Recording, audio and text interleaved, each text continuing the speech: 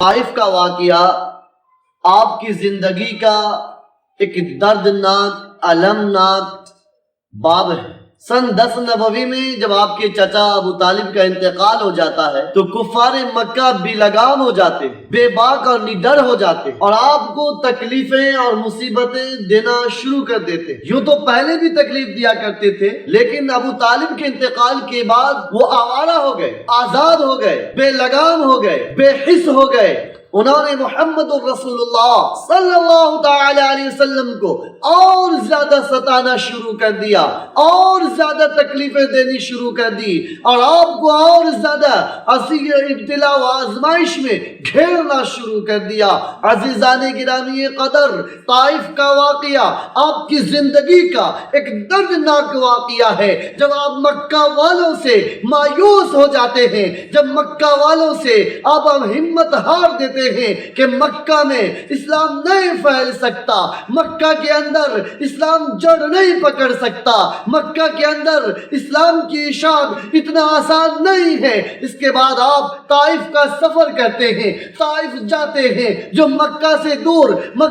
دور ایک شہر ہے جس کا نام طائف ہے۔ اب اس مقام پر جا کر وہاں کے سرداروں سے ملاقات کی، اور سردار 3 بھائی تھے، جس کا نام مسعود ہے، ایک کا نام حبیب ہے اور دوسرے کا نام عبد یا لیل ہے۔ ان تینوں بھائیوں نے آپ کو جو جواب دیا، پہلے نے کہا کہ بھائی اللہ کو تیرے سوا کوئی نہیں ملتا تھا، دوسرے نے کہا اچھا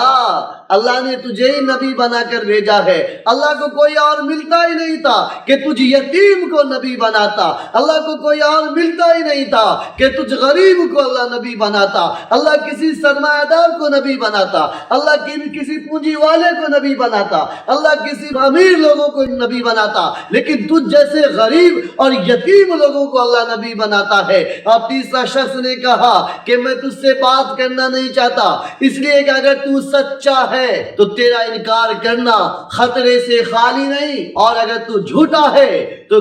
گفتگو کے قابل نہیں۔ عزیزان گرامی قدر، ان سرداروں نے صرف سخت کلامی سے پیش نہیں آئے، وہ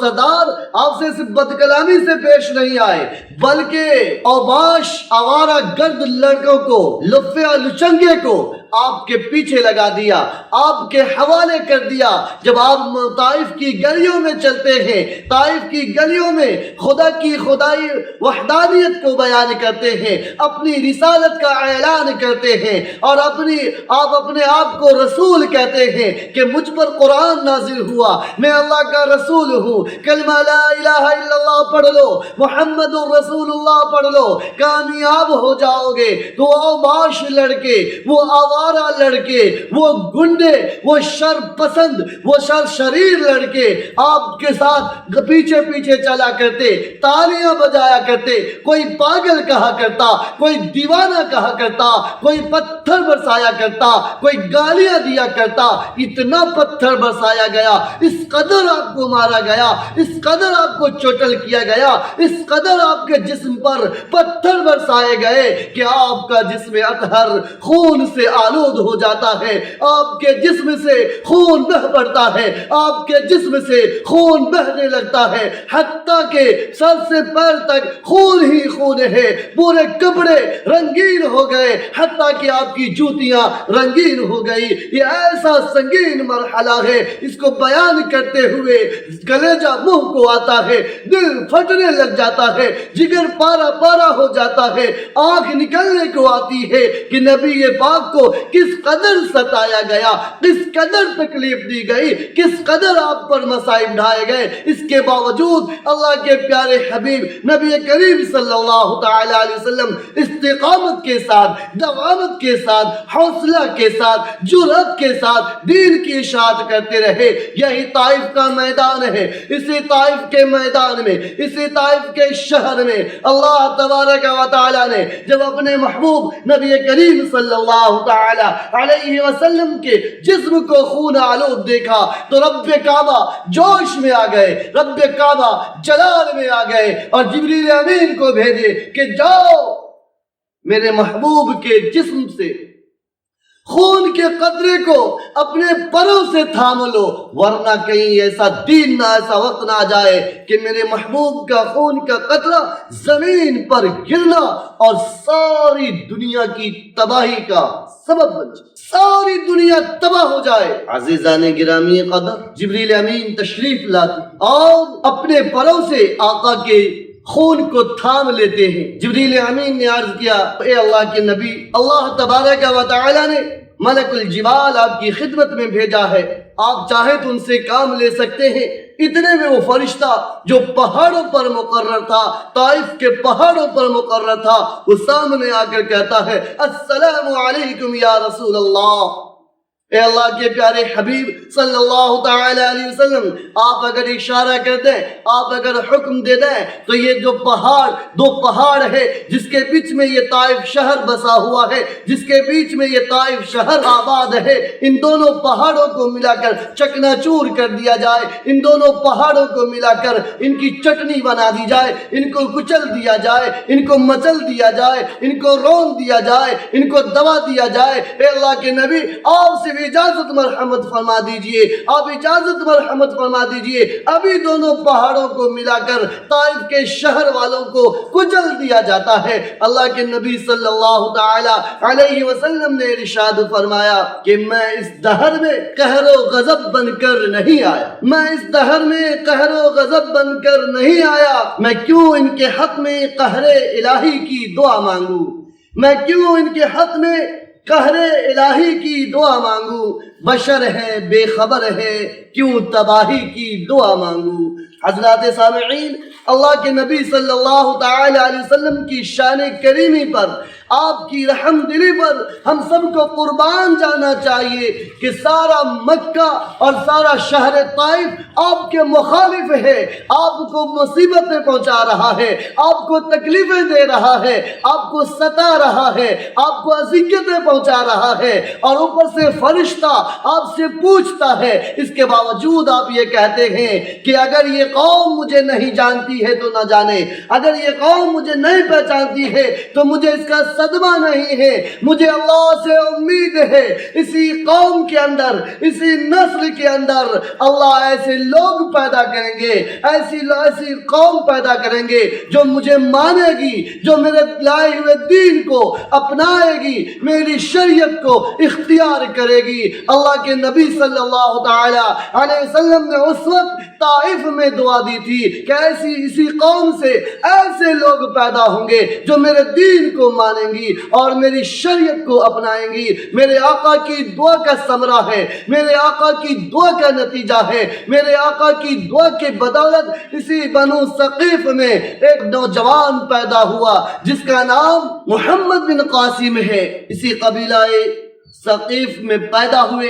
اور طائف کے شہر سے نکل کر اللہ تبارک و تعالی نے انہی کے ذریعے ہندوستان میں اسلام کو داخل کیا۔ آج ہم سب ہندوستانی مسلمان فخر کرتے ہیں کہ ہم مسلمان ہیں، اور فخر کرنا بھی چاہیے، لیکن اس تاریخ کو بھی یاد رکھنا چاہیے کہ جس شہر کے اندر اللہ کے نبی کو ستایا گیا اور اللہ کے نبی نے جب دعا دی ہے تو اسی شہر سے نوجوان اٹھے، ہندوستان پہنچے، اور ہندوستان میں اللہ تبارک و تعالی نے ان کے ذریعے اسلام کو پھیلایا ہے۔ اللہ کے نبی صلی اللہ تعالی علیہ وسلم طائف سے تشریف لاتے وقت، طائف سے واپسی کے وقت آپ نے ہاتھیں اٹھائی اور اللہ سے دعا کی، اللہ کے بارگاہ میں التجا کی، اللہ تبارک و تعالی کے سامنے آپ روتے ہیں، دھوتے ہیں، گریہ وزاری کرتے ہیں، دعائیں کرتے ہیں، اور دعا کرتے وقت آپ اللہ سے یہ مانگتے، الہی قوم کو چشم بصیرت عطا کر، الہی قوم کو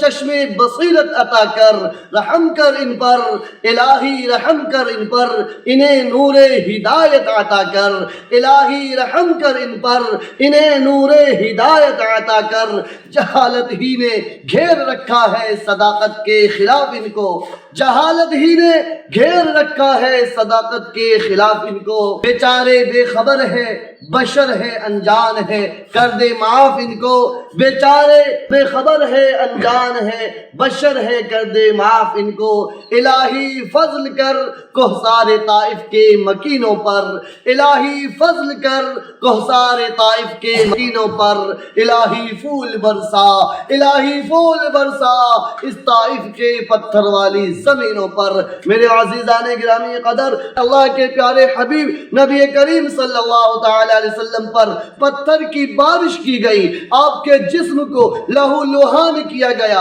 آپ کو خون آلودہ کیا گیا آپ کے پاکیزہ اور مطہر جسم کو آپ کے قلب اطہر کو تکلیف پہنچائی گئی آپ کے جسم اطہر کو تکلیف پہنچائی گئی آپ کو مارا پیٹا گیا اس کے باوجود آپ دعا دیتے ہیں اس کے باوجود آپ پتھر کے جگہ پھول برسانے کی دعا دے کر طائف سے واپس تشریف لاتے ہیں میرے عزیزان گرامی قدر میں آج کے تمام مسلمانوں سے اپیل کرنا چاہوں گا آج تمام مسلمانوں سے درخواست کرنا چاہوں گا کہ جس دین کو پہنچانے کے خاطر اللہ کے نبی نے پتھر کھائی ہے جس دین کو پہنچانے کے خاطر اللہ کے نبی نے اپنے جسم سے خون بہایا ہے جس دین کو ہم تک پہنچانے کے خاطر اللہ کے نبی کے دندان مبارک شہید ہوئے غزوہ احد میں آپ کے دانت مبارک شہید ہوئے اور آپ کے چہرے پر زخم لگے آپ کا سر پھاڑا گیا